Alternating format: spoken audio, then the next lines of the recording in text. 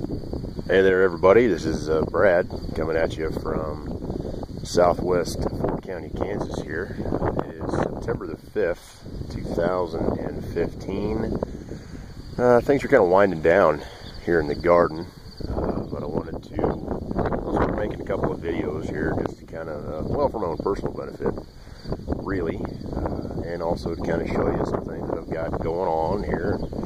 Some plans for next year and the years to come, seeing what works, things that I've tried out, things that I hope to try out in the future. And I figure it'd be a good way to start because it is time to start harvesting potatoes. We're going to do that this year, just a little bit of a tour here as we go through the garden. First year,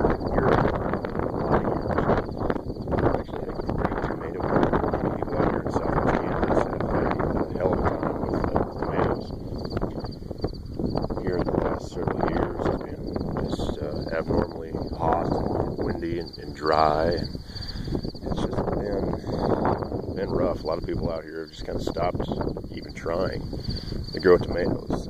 I, on the other hand, I just don't have a whole lot of give up in me. And really had a great year. Things have been winter this year, cooler this year, and well, it's high time that we had a good tomato year, and that's really what we had. Like I say, things are kind of winding down here. These are the aromas. I elected to not stake them out this year, do any kind of cages at all, just kind of let them grow free as tomatoes are supposed to do in nature, and they really have done very well.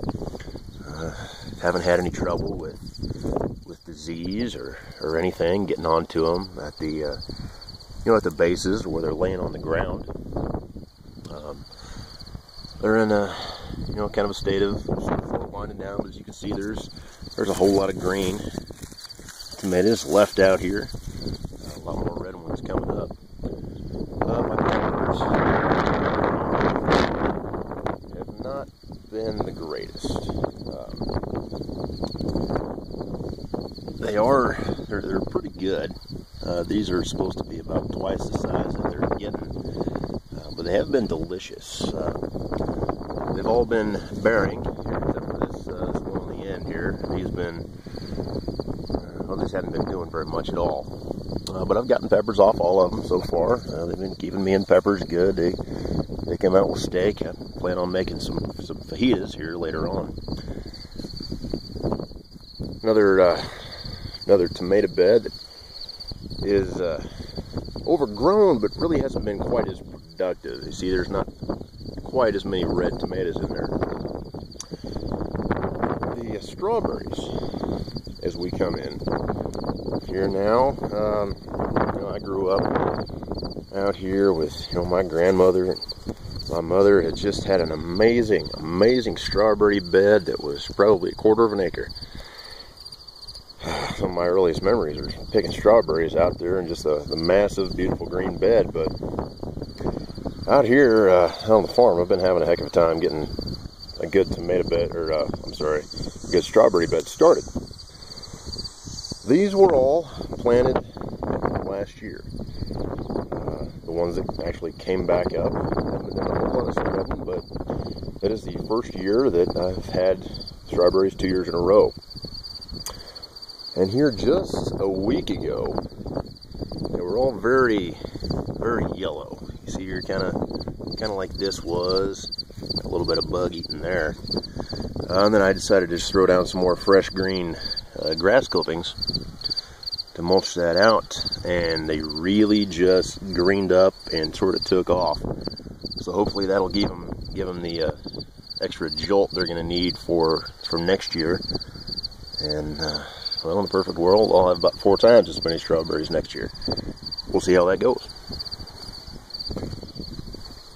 Another new thing I tried is squash. And I gotta tell you, it's probably been my favorite squash that I've ever tried. I can't remember the variety. It's Italian in origin, but got them growing up this trellis here. Oh, there's a big one. Looks like I've missed that. They do get to be pretty good size. There's just another little one. That's about right to pop that off.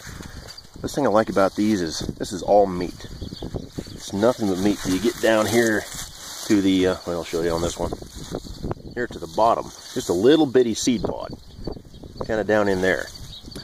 The rest of it is all meat. It's just a delicious, delicious squash.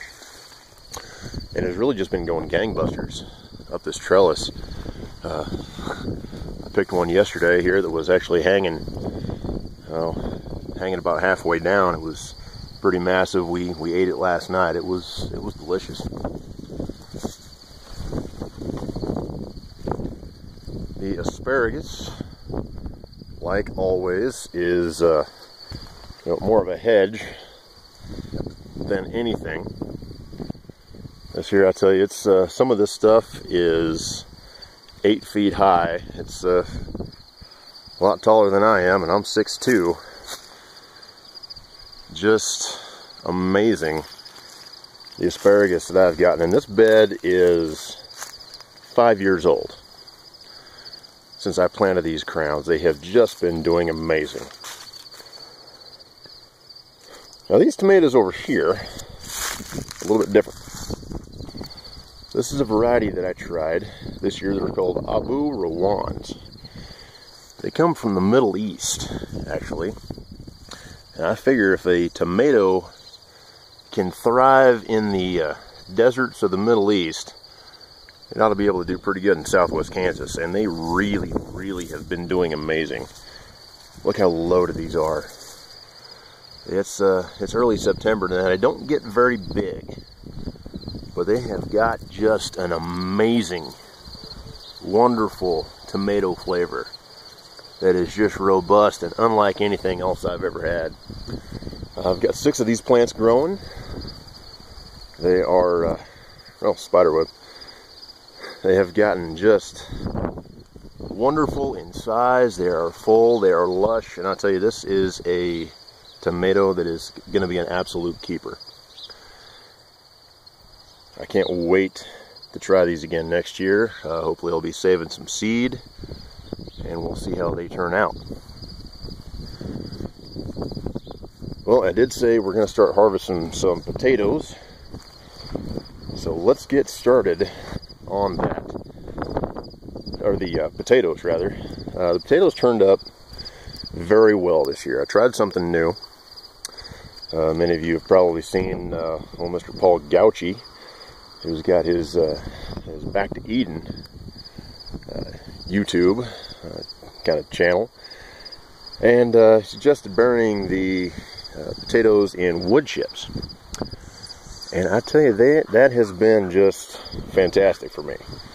They grew up wonderfully well. They're in the corner. They're still doing very, very thick, but they're starting to die out here a little bit. So I imagine it's high time to start harvesting. Maybe a little bit past time. So let's see what we got here. Pull this one up. His idea is kind of they just sort of come out clean. They lay there. Oh, that's a kind of a little twin there.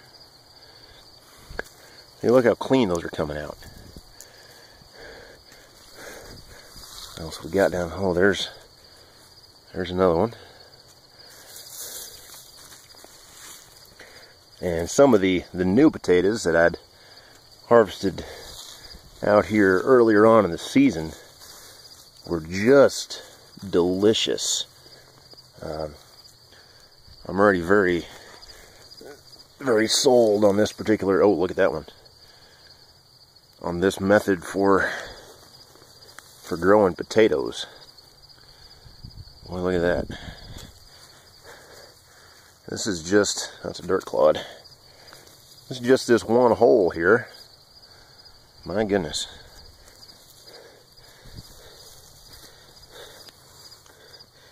See, there's no digging. There's no hilling here. There's been really no work at all for me in this potato bed. Now look, that's all off of just this one, well, I guess we'll call it hill for the time being. And I tell you what, I have watered this whole bed once this summer. We had a really wet spring, but as the summer has gone on, it's really gotten drier and drier and drier. We haven't had more than about an inch total in the last 3 months. Maybe closer to 2 inches, but still, you know, potatoes, they like water. Well, the thing about this wood mulch here is that just retains moisture like nobody's business. You know, look how black that is in there. It's not overly wet, but they are just really done well. So I'll tell you, I'm going to get some more of these potatoes harvested, and I'll tell you what I'm going to try to do here is the nature of giving back to nature. What I'm going to do here is I'm going to take this here potato. This looks to me like the biggest one that I have gotten so far, and I'm just going to replant it. I'm going to cover it back up with the wood chips, and we're going to let that go, and we're going to see what happens to it next year. Hopefully with another great harvest, and you know, Lord willing, they'll get bigger and better each year if you keep planting the biggest and the best looking of the potatoes. It stands to reason that you'll get more back each and every year in the future. So we're gonna see what I can get out of the rest of this. I might leave some of those back there that are still looking pretty good, and harvest some of these drier ones, and we'll be back with you to see what we got.